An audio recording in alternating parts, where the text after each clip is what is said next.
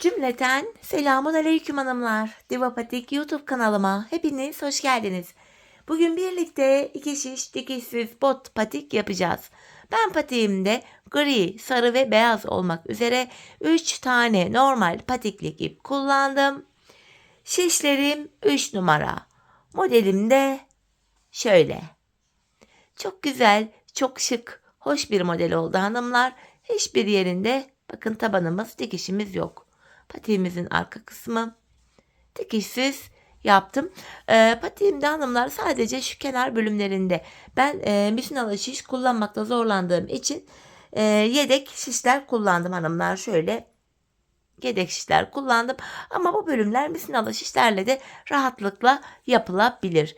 Bu patik benim elimin ölçülerine göre 37, 38, 39 numara ayaklar için uyumlu oldu.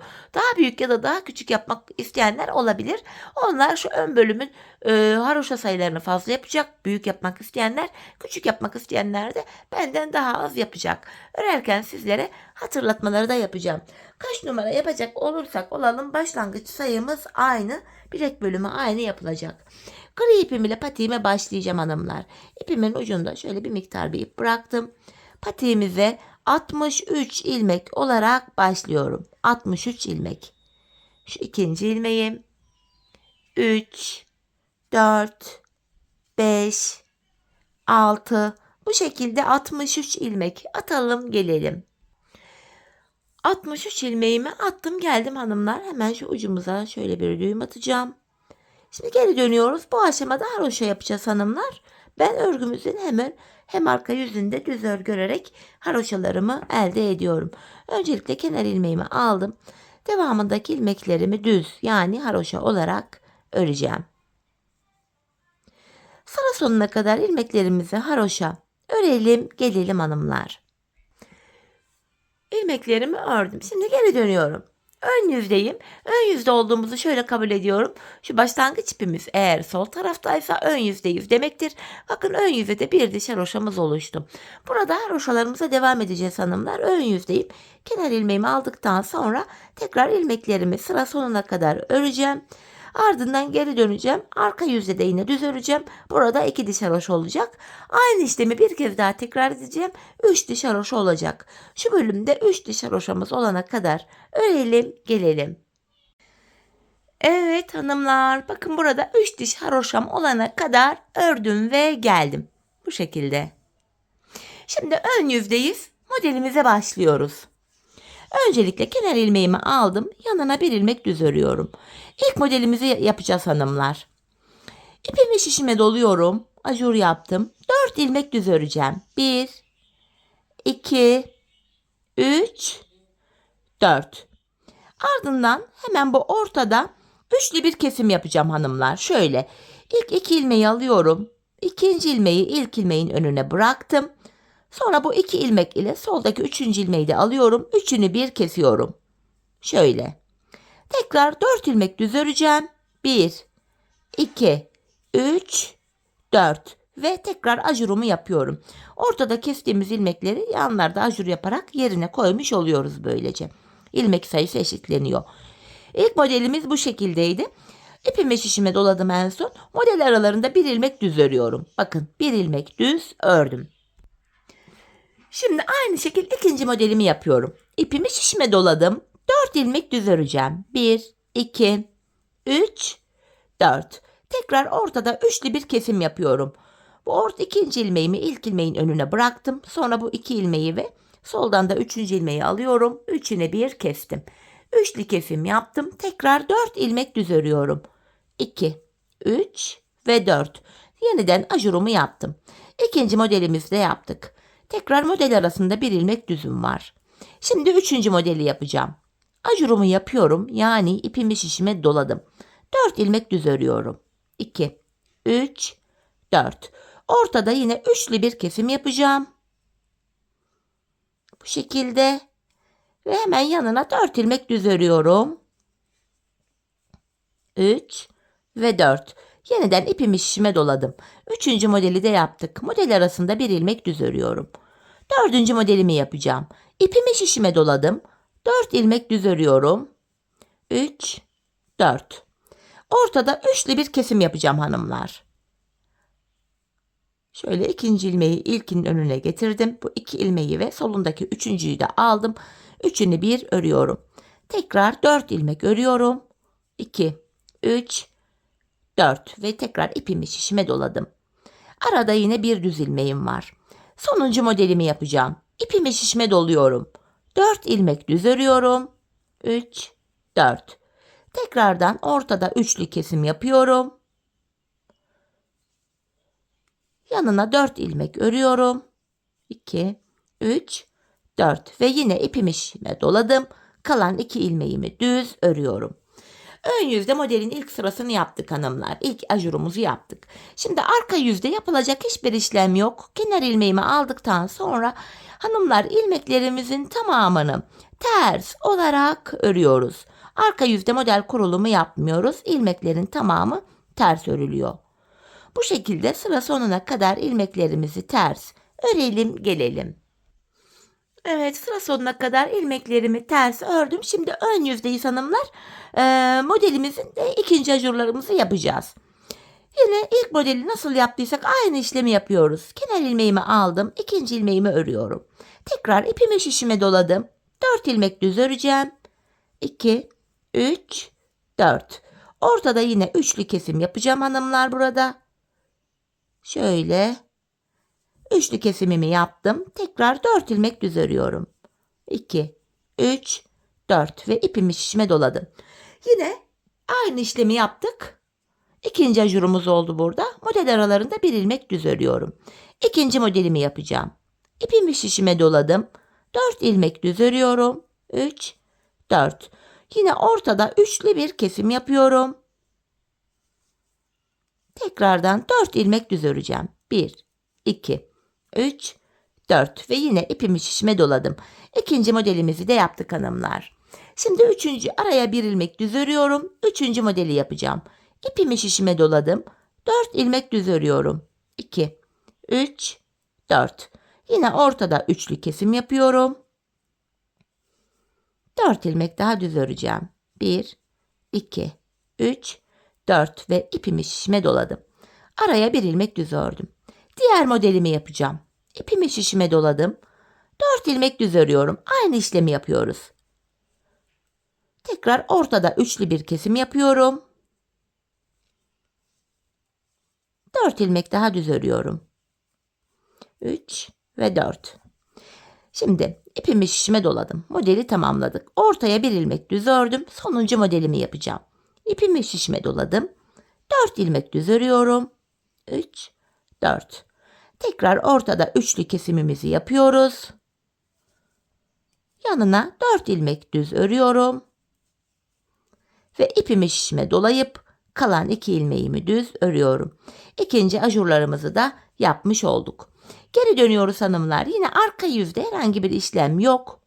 Kenar ilmeğimizi aldıktan sonra devamındaki ilmeklerin tamamını sıra sonuna kadar ters olarak örelim gelelim. Evet, arka yüzde ilmeklerimi ördüm. Şimdi ön yüzdeyiz. Üçüncü ajurlarımızı yapacağız hanımlar. Yapacağımız işlem yine aynı. Kenar ilmeğimi aldım. Bir ilmek düz örüyorum. Hemen ipimi şişime doladım. 4 ilmek düz öreceğim. 2, 3, 4. Şimdi ortada yine üçlü bir kesim yapıyorum. Şöyle. Üçlü kesimleri bu şekilde yapıyoruz. Bakın görüntümüz şöyle olacak. Tekrar 4 ilmek düz örüyorum. Ve ipimi şişime doladım. İlk modeli yaptık. Model arasına bir ilmek düz ördüm. İkinci modeli yapıyorum. İpimi şişime doladım. 4 ilmek düz örüyorum. Ortada yine üçlü kesimimi yapıyorum. Tekrar 4 ilmek düz.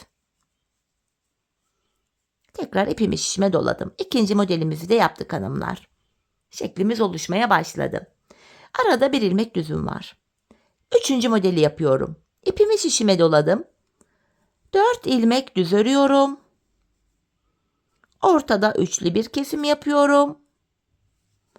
Ve kalan 4 ilmeğim de düz örülüyor. Tekrar ipimi şişime doladım. Üçüncü modeli de tamamladık. Arada bir ilmek düz. Diğer modelimi yapacağım. Yine ipimi şişime doladım.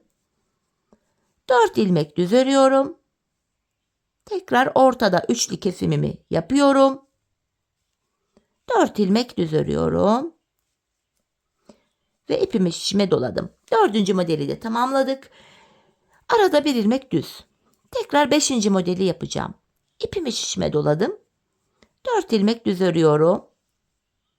Ortada yine üçlü kesimimi yapıyorum. 4 ilmek düz örüyorum.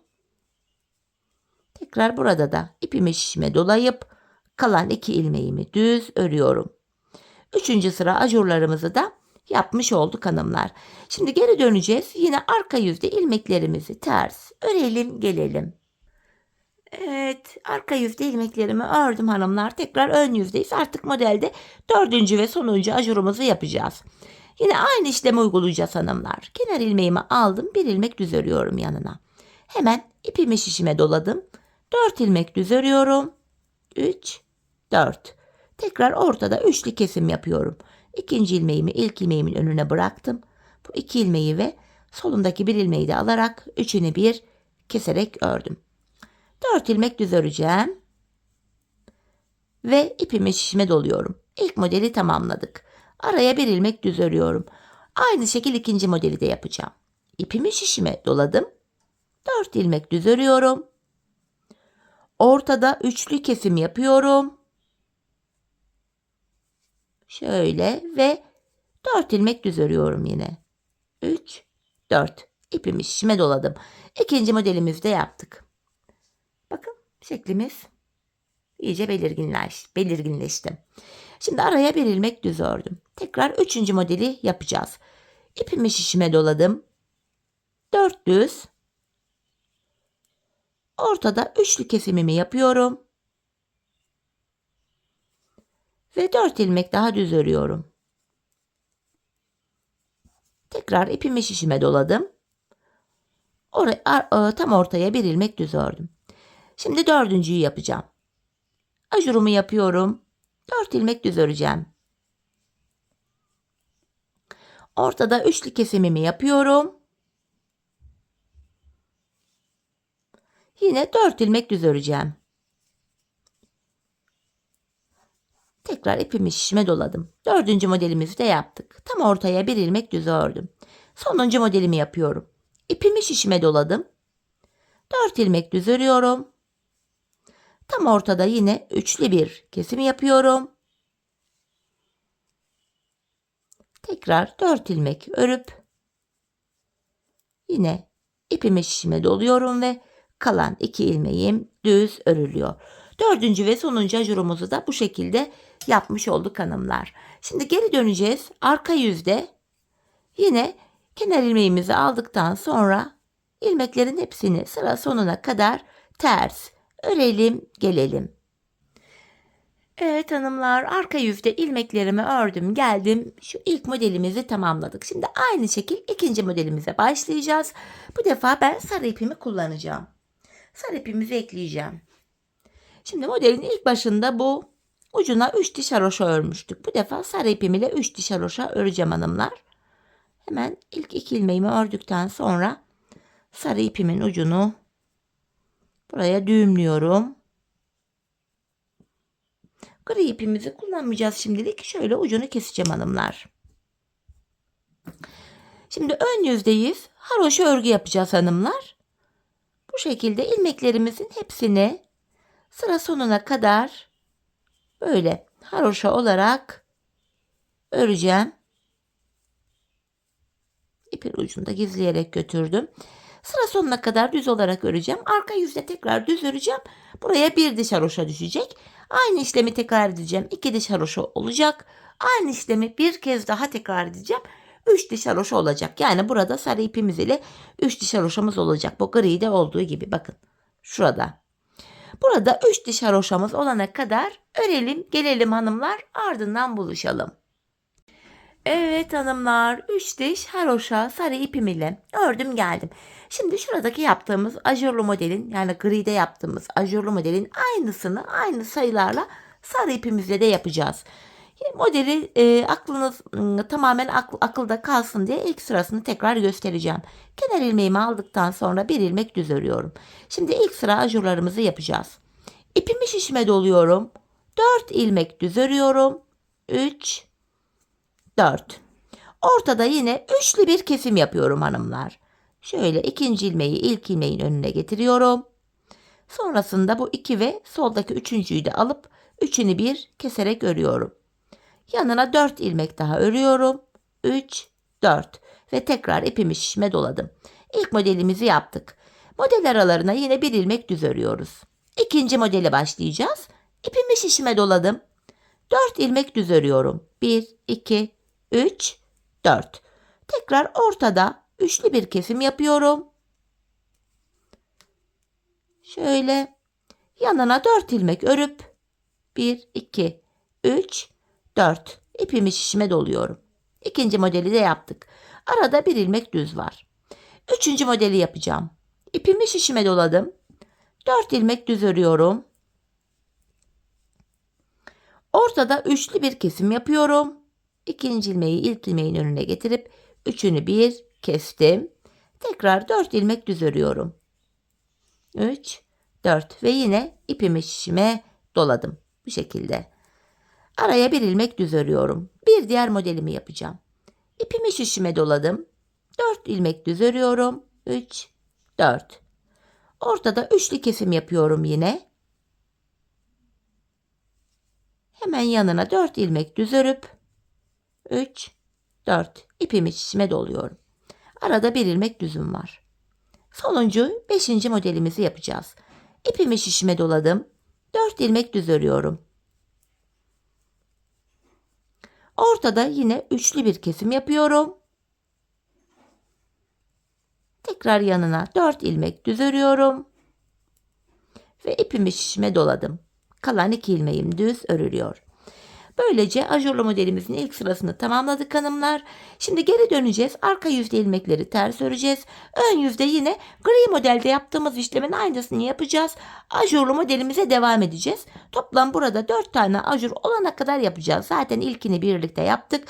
3 tane daha ajurlu model yapacağız. Gri modelde olduğu gibi. Toplam 4 olacak. Böylece sarı ile modelimizi de tamamlamış olacağız. Ardından aynı modeli bu defa beyaz ipimizle yapıyoruz. Renk değiştirerek yapıyoruz. Tekrar beyaz ile 3 diş haroşa yapacağız. Ve sonrasında yine 4 tane ajur olacak şekilde aynı modeli kuracağız. Bu aşamada kafanız karışacak olursa videoyu geri alarak gri modelin sıralamalarını takip ederek bu sarı ve beyaz modeli de rahatlıkla yapabilirsiniz. Şimdi buraya en son sarımızı tamamlayalım. Ardından aynı şekilde beyaz modelimizi de yapalım. Sonrasında buluşalım. Birlikte devam edeceğiz. Evet hanımlar, toplamda 3 tane modelimi yaptım geldim. En son beyaz modelimin son sırasını arka yüzde ördüm. Şimdi ön yüzdeyim. Patiğimizin ön kısmını ve yan kısmındaki ilmeklerimizi bu sıramızda ayıracağız. Bu aşamada hanımlar kenarlara 23'er ilmek ayıracağız. Orta kısmı yani şu üst bölümü 17 ilmek olarak yapacağız. Öncelikle şu kenarımıza 23 adet ilmek şişime alıyorum. Tam da misinalı şiş kullanabileceğiniz yer burası. Burada misinalı şişe geçiş yapabilirsiniz. Ben yedek şişlerimi aldım. 23 ilmek ayırıyorum. 4 oldu. 5, 6, 7, 8, 9, 10, 11, 12, 13, 14, 15, 16, 17, 18, 19, 20, 21, 22, 23. Patiğimizin orta kısmı içinde 17 ilmek ayıracağım. 1, 2, 3, 4, 5, 6, 7, 8, 9, 10, 11, 12, 13, 14, 15, 16, 17 ve kalan 23 ilmeği de diğer şişe takacağım. Bu şişim biraz uzun. Daha kısa şiş kullanacağım rahat edebilmek için videoda. 3, 4, 5, 6, 7, 8, 9, 10, 11, 12, 13, 14, 15, 16, 17, 18, 19, 20, 21, 22, 23. Artık hanımlar beyaz ipimi de şurada keseceğim ucunu. Artık bu beyazımızı da kullanmayacağız. Şimdi ipimin ucunu kesiyorum. Şu arka bölüme bu ucumuzu videodan önce unutmuşum hanımlar. Video çekeceğimi ipimi kesmiştim. O yüzden şu kenarımızda bir düğüm oldu. unutup devam ettim modele. Bakın şöyle ucunu buraya zincir tekniğiyle düğümleyerek şöyle gizliyorum. Beyaz ipimizin ucunu gizliyorum hanımlar. Bakın ilmek aralarına girerek şöyle zincir tekniğiyle ucumuzu iyice sağlamlaştırıyorum.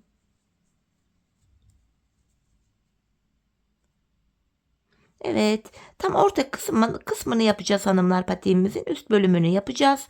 Gri ipimiz ile tam şu orta bölümü. Bu bölümde şöyle gri ipimi alıyorum. Ortadaki 17 ilmek ile haroşa öreceğim hanımlar. Bakın şuradan itibaren başlayarak haroşalarımı örüyorum. Hemen ikinci ilmeğimi de ördükten sonra gri ipimin ucunu düğümlüyorum. 17 ilmek ile haroşaları örüyoruz. Yanlardaki 23'er ilmeğimiz şimdilik beklesin. Dediğim gibi misinalı şişlerle de misinalı tarafta yan ilmekler bekliyor. Fakat ben bir türlü misinalı şişe alışamadım. Maalesef kullanamıyorum. Evet. Ön yüzde bu 17 adet ilmeğimi düz olarak örüyorum. Yani haroşa olarak. Geri döndüm. Arka yüzdeyim hanımlar. Arka yüzde de yine kenar ilmeğimi aldıktan sonra ilmeklerimi haroşa örüyorum. Böylece bir diş haroşamız oluştu.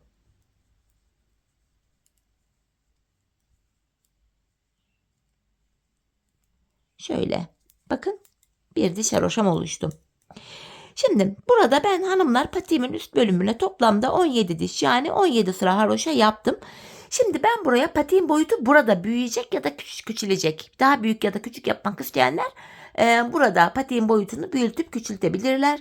Hemen ben şimdi 17 diş haroşamı tamamlayıp geleceğim hanımlar. Sonra sizlere haroşamın boyutunu mezura ile vereceğim. Sizler buna göre haroşa sayınızı ayarlayacaksınız vereceğim ölçüye göre. Şimdi hemen 17 diş haroşamı tamamlayıp geliyorum. Evet hanımlar, buraya 17 diş haroşamı ördüm geldim. Şimdi sizlere burada mezura ile haroşaların ölçüsünü vereceğim. Bakın ucuna sıfırlayarak şöyle haroşalı bölüme mezuramı koydum. Ben burayı hanımlar bakın bu şekilde 7 santim olarak ördüm. Daha büyük yapmak isteyenler 40-41 numara burayı 8 santim olarak yapabilir. Daha küçük yapmak isteyenler de 6 santim olarak örebilir. Hani bu ölçüye göre haroşa sayılarınızı ayarlayacaksınız. Şimdi burun kesimini yapacağız hanımlar. Öncelikle ön yüzdeyim. Kenar ilmeğimi aldıktan sonra öndeki 2 ilmeği keserek örüyorum. İlk kesimimi yaptım. Şimdi son 3 ilmek kalana kadar öreceğim.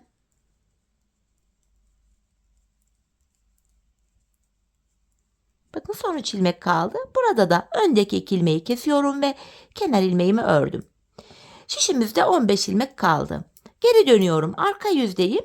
Arka yüzde kenar ilmeğimi aldıktan sonra ilmeklerimi haroşa örüyorum. Arka yüzde kesim yapmıyorum. Kesimlerimizi ön yüzde yapıyoruz.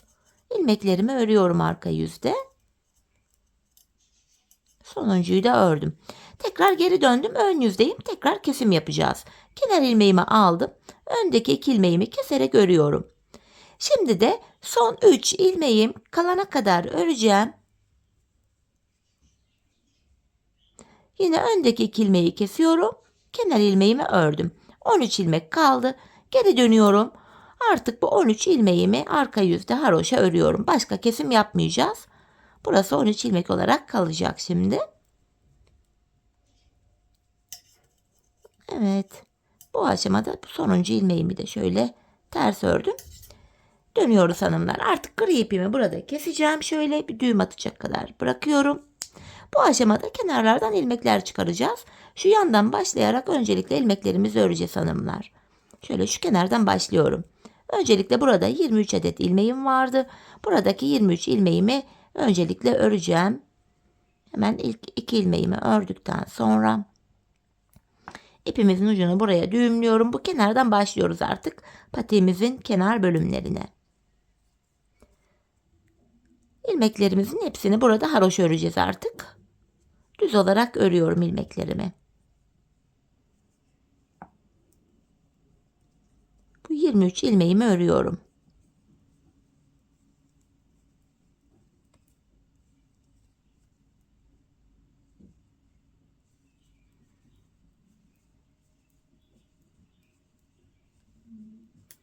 Evet, şu 23. ilmeğim. Şimdi şu kenarlardan ilmekler çıkaracağım hanımlar. Şu kenarlara girerek bakın, hemen şurada beyaz kenar ilmek geliyor. Şuraya girerek ilk ilmeğimi buradan çıkarttım. Sırasıyla buralarda kenar ilmek yerlerine ilmeğin iki kanadına birden girerek ilmekler çıkartıyorum. Bu şekilde. Hanımlar, bu aşamada 1, 2, 3, 4, 5, 6 ilmeğim oldu. 7, 8, 9, 10, 11, 12, 13, 14, 15, 16, 17, 18, 19, 20. Bu kenardan 20 ilmek çıkarttım. Siz bu üst bölümdeki haroşa sayısını fazla yaptıysanız ilmek sayınız birkaç ilmek fazla olur. Benden az yaptıysanız ilmek sayınız birkaç ilmek eksik olabilir. Şimdi burun kısmına geldim. Bu burundaki ilmeklerimi de haroşa örüyorum yine. Hemen şu burunda kestiğimiz ipimizin ucunu da düğümleyeceğim hanımlar. Yoksa patik sökülür. Şöyle düğümümü attım. Buradaki 13 ilmeğimi de örüyorum. İpin ucunu da şöyle atlatarak gizlemiş oluyorum. Şöyle. Buradaki 13 ilmeğimizi de ördük. Şimdi diğer kenara geçiyorum. Ben bu kenarda 20 ilmek çıkartmıştım buradan bu bölüme kadar. Buradan da yine aynı sayıda 20 ilmeğimi çıkaracağım. Şu birinci ilmeğim, 2, 3, 4, 5.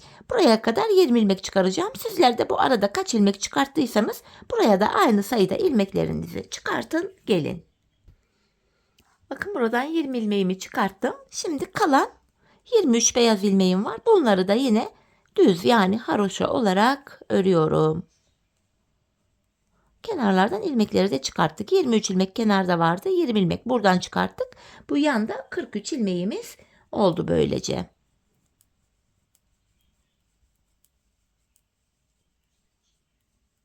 Sonuncu ilmeğimi de ördüm. Şimdi geri dönüyorum hanımlar. Buralarda haroşa örgüye devam edeceğiz. Kenar ilmeğimi aldıktan sonra ilmeklerimi tekrar düz, yani haroşa olarak öreceğim.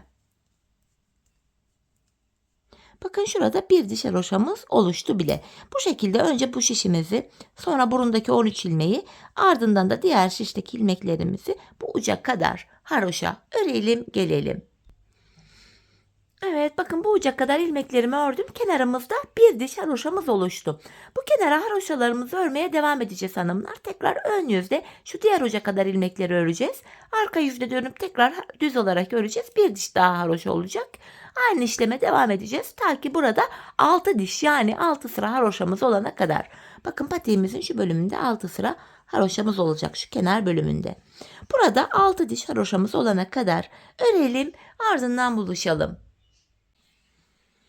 Evet hanımlar, patiğimizin kenar bölümünü ördüm. Bakın, bu kenarlarımızda 6 diş haroşam var. Şimdi ilk şişimdeyim hanımlar. Patiğimizin tabanını yapacağız. Öncelikle tabanımızı yapabilmek için bu ilk şişimizdeki ilmeklerimizi öreceğiz. Yanında toplam 43 ilmeğim vardı. Öncelikle bu şekilde ilmeklerimizin şu burun kısmına kadar örelim gelelim. Evet, ilmeklerimi burun kısmına kadar ördüm geldim hanımlar. Şimdi burada 13 ilmeğimiz var. Bu 13 ilmek ile taban kesimlerini yapacağız.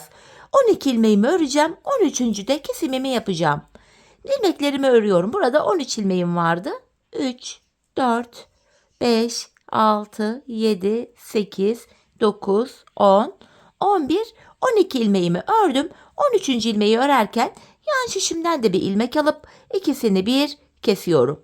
Ardından geri döndüm. Taban bölümde ipimiz hep karşıda olacak. İlk ilmeği örmeden alacağız. Tekrardan 12 ilmeğimi öreceğim. Yani tabanımda son bir ilmek kalana kadar öreceğim. Bu sonuncu ilmeği örerken yan şişimden de bir ilmek alıp ikisini bir kesiyorum. Tekrar geri döndüm. Taban 13 ilmek ile bu şekilde örülüyor. İpim karşıda, ilk ilmeğimi aldım. Yine ilmeklerimi örüyorum. Tabanımda son bir ilmek kalana kadar. Bakın, sonuncu ilmeğim burada. Bunu örerken yandan da bir ilmek alıp ikisini kestim. Geri dönüyorum yine. İpim karşıda, ilk ilmeğimi örmeden aldım. Tabanımda son bir ilmek kalana kadar örüyorum. Yani 12 ilmeğimi örüyorum hanımlar. Bu şekilde. 13. ilmeği örerken yandan da bir ilmek alıp ikisini kesiyorum. Tabanımızı bu şekilde yapacağız. Biz bu kesme işlemini sağ ve sol şişimizde hanımlar, yanlarda 5'er ilmek kalana kadar devam edeceğiz. Çünkü uçlarda 5'er ilmek kalacak. Bu şekilde tabanımızı örelim, ardından buluşalım. Evet hanımlar, yanlarda 5'er ilmeğim kalana kadar tabanımızı ördüm geldim. Şimdi tekrar devam edeceğiz. Kesimleri yapacağız yine. İpim karşıda, ilk ilmeğimi örmeden aldım. Bu defa tabanımda, yani şu son 5 ilmek hariç tabanımda son 2 ilmek kalana kadar öreceğim.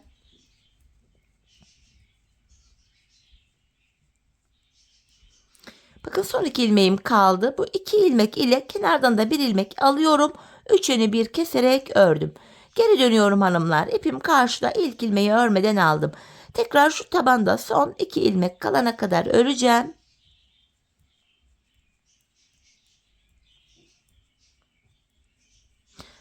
Bu son 2 ilmeği örerken kenardan da bir ilmek alıp üçünü bir kesiyorum. Yeniden geri döndüm. Yine tabanda son 2 ilmeğim kalana kadar öreceğim.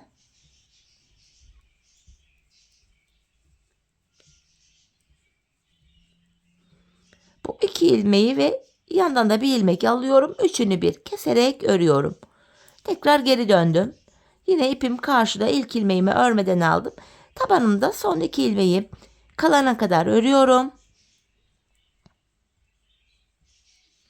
Bu 2 ilmek ile yandan da bir ilmek alıp üçünü bir kestim. Yine geri dönüyorum. Yanlarda hanımlar bakın 3'er ilmeğim kaldı. Tekrar tabanımda son 2 ilmeğim kalana kadar öreceğim. Bu 2 ilmeği bir de yandan da bir ilmeği alarak üçünü bir kesiyorum. Tekrar geri döndüm. Yine tabanda 2 ilmeğim kalana kadar örüyorum. Sonra da bu 2 ilmek ve yanındaki bir ilmeği alıp üçünü bir kesiyorum. Tekrar geri döndüm. Yine ipim karşıda, ilk ilmeğimi örmeden aldım.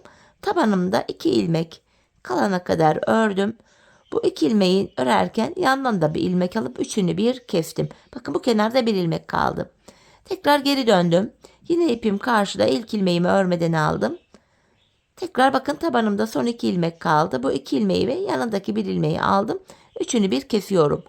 Yine geri döndüm. İpim karşıda, ilk ilmeğimi aldım. Son 2 ilmeğim kalana kadar ördüm. Bu 2 ilmeği ve yanındaki biri alarak üçünü kesiyorum. Tekrar geri döndüm. Burada ilmek kalmadı. İlk ilmeğimi örmeden aldım. İkinciyi ördüm. Bakın tabanda son 2 kaldı. Yandan da bir ilmeği, yandaki bir ilmeği de alarak üçünü bir kesiyorum. Burada 3 ilmek kaldı hanımlar. Şimdi bu 3 ilmeğin üçünü bir öreceğim. Şöyle tığ ile. Tabanımızı bu şekilde toplayacağız. Şöyle. Bir de zincir çektim. Bakın hanımlar. Tabanımızı bu şekilde yaptık. Patiğimizin topuğunu. Şimdi yapacağımız işlem şöyle.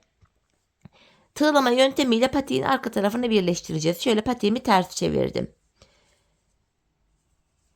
Şimdi buralarda kenar ilmek yerleri var hanımlar. Karşılıklı kenar ilmek yerlerine batarak, şuralara batarak şöyle ilmeğin iki kanadına birden girerek sık iğne tekniği ile bu kenar arka bölümleri birleştiriyoruz. Bu şekilde karşılıklı kenar ilmek yerlerine girerek arka bölümü tığlama tekniği ile birleştiriyoruz.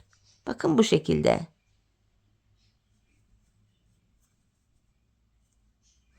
Beyazlı bölüme geldik.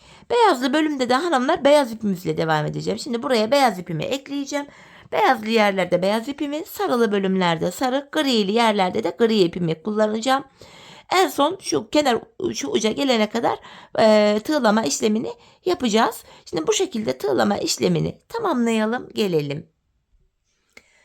Evet, bakın şu ucuna gelene kadar patiğimin bu arka bölümünün tığlamasını yaptım hanımlar. En son şuraya da 2 tane zincir çekip ipimi keseceğim. Burada başlangıç ipimizin ucu da vardı. Bu uçlarımızı hanımlar gizleyeceğim. Şöyle tekrar zincir tekniğiyle şöyle düğümlüyorum. Bu uçlarımızı da yine sıkılayarak şöyle gizliyoruz.